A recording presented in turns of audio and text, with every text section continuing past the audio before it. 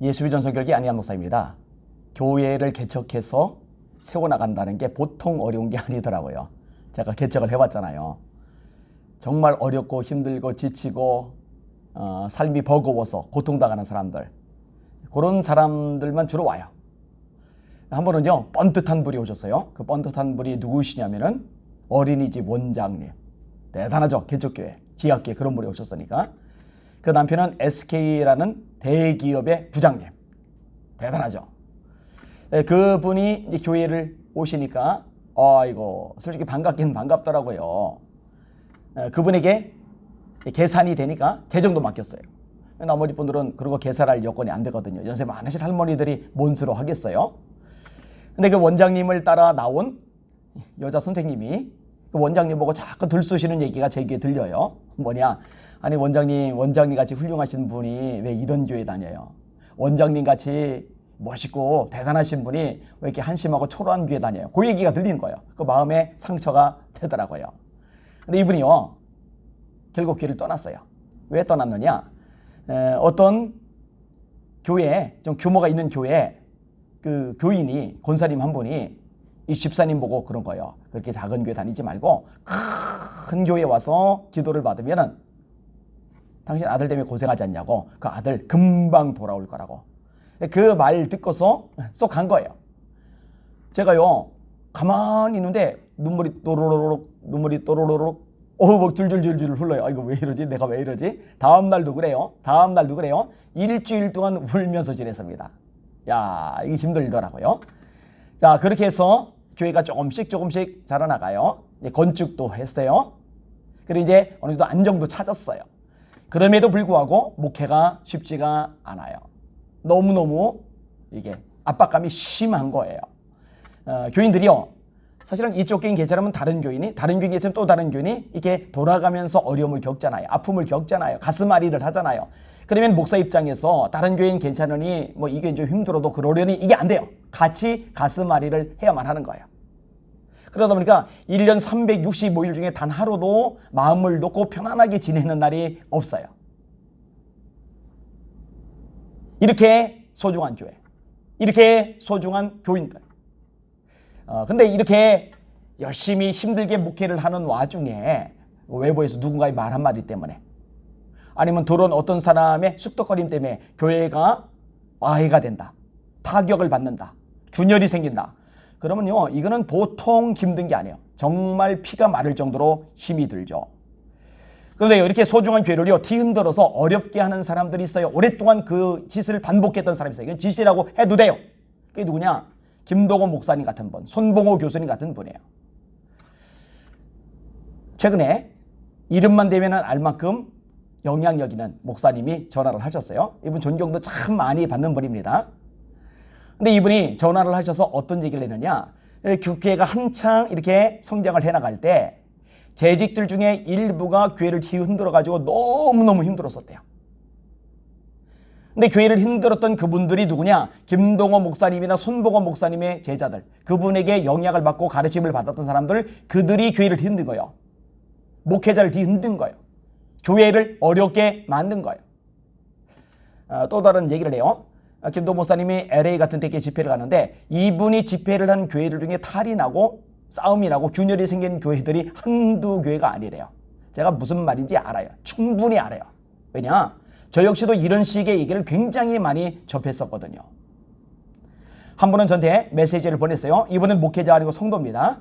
김동호 목사님이 부추기는 것 때문에 교회가 반조각이 났답니다. 너무너무 힘들었었대요. 그러면서 저한테, 목사님, 아무도 김동호 목사님에 대해서 한마디도 제대로 못하는데 목사님 이렇게 담대하게 이야기해 주셔서 감사해요 하고 메시지를 보낸 거예요. 또 한 분, 이분도 이름만 대면은 알만해요. 굉장히 큰 기독교 단체의 대표 되시는 분이니까 이름은 되지 않을게요. 괜히 또 공격받을 여지가 있으니까요. 그분이 느닷없이 전화를 하셨어요. 왜 하셨나 했더니, 목사님, 김동호 목사님에 대한 영상 보고서 전화했어요. 너무 속이 시원해요. 아무도 그 말을 못하는데 그 김동호 목사님 때문에 끙끙 앓고 힘들고 지쳤던 사람이 너무 많은데 그럼에도 불구하고 맞대응을 하지 못하고 힘들어만 했었는데 대신 말씀을 해줘서 너무 고맙다고, 그것 때문에 전화를 하신 거예요. 여러분, 김 목사님이요, 또 손봉호 교수님 같은 분이요. 어떤 것을 내요? 교회 목회자의 권위를 막 흔들어요. 아니, 목회자는 설교만 하면 되고 나머지 것들은 교회 중직들이 알아서 하면 되지. 이런 식의 패턴, 이런 식의 사고방식. 그리고 온갖 교회를 난도질하는 거예요. 썩었다느니 부패했다니. 손봉호 교수 얘기도 유명하잖아요. 지금의 한국교회가 개신교 역사상 가장 타락한 교회라고. 아니거든요. 이름 없이 빚도 없이 헌신적으로 주님의 몸된 교회를 섬기며 영혼들을 사랑하며 전도하려고 발버둥 치며 하나님 앞에 기도하며 씨름하는 사람들, 그런 목사님들 제 주변에도 가득하거든요. 그런 모두를 싸잡아가지고 가장 썩은 집단으로 매도하잖아요. 목회자의 권위를 다 무너뜨려버렸잖아요. 싹군들로 몰아가 버렸잖아요. 얼마나 끔찍한 일입니까? 시청자 여러분, 사단이란 말의 뜻이 뭐냐면요, 권위에 대적하는 자라는 의미를 가지고 있어요. 이런 원수마귀가 발악을 하는 이 마지막 때가 되다 보니까 권위 체계가 다 무너져요. 전교조에 의해서 얼마나 많은 것들이 무너졌습니까? 어린 영혼들에게 이 권위의식, 이걸 부서뜨리는 교육을 계속 시킨 거예요. 그러니 애들이 부모고 뭐가 없어요. 스승이고 뭐가 없어요. 어른이고 뭐가 없어요. 수 틀리면, 마음에 안 들면 꼰대, 틀딱 이러는 거예요. 여러분, 자식은요, 부모에게 순종하죠. 너희 부모를 주 안에서 순종하라. 이것이 옳으리라. 네 아버지와 어머니를 공경하라. 이것이 약속이는 첫 계명이니 이는 네가 땅에서 잘되고 장수하리라. 하나님의 말씀이란 말이에요. 하나님의 말씀. 셋머리 앞에 일어서라. 어른들 공경해야죠.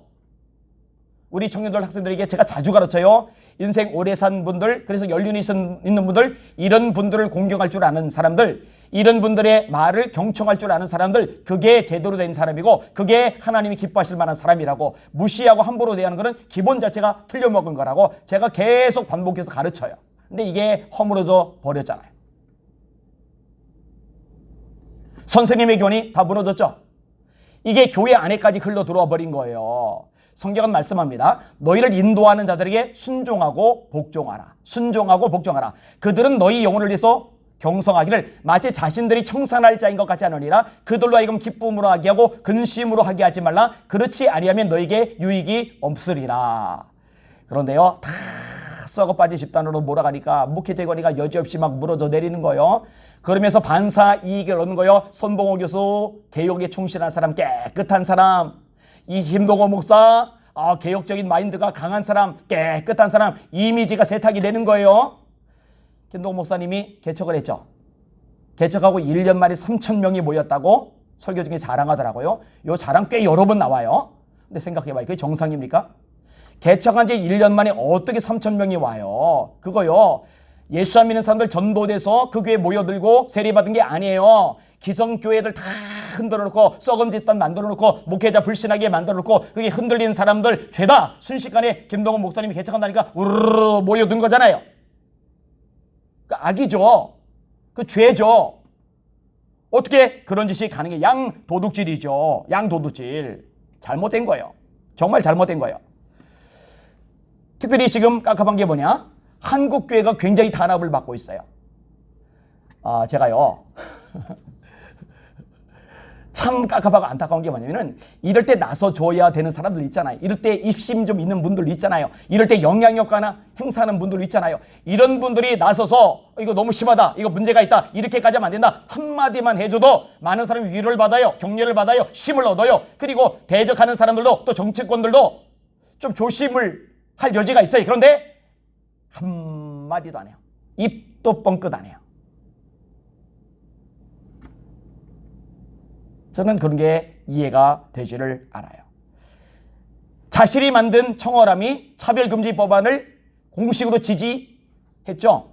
성명을 냈죠.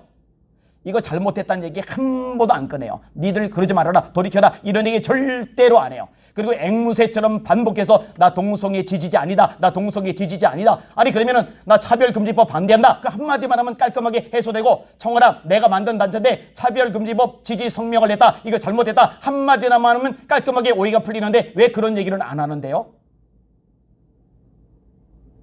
거짓이에요. 그리고 진짜 속상한 게 뭔지 아세요?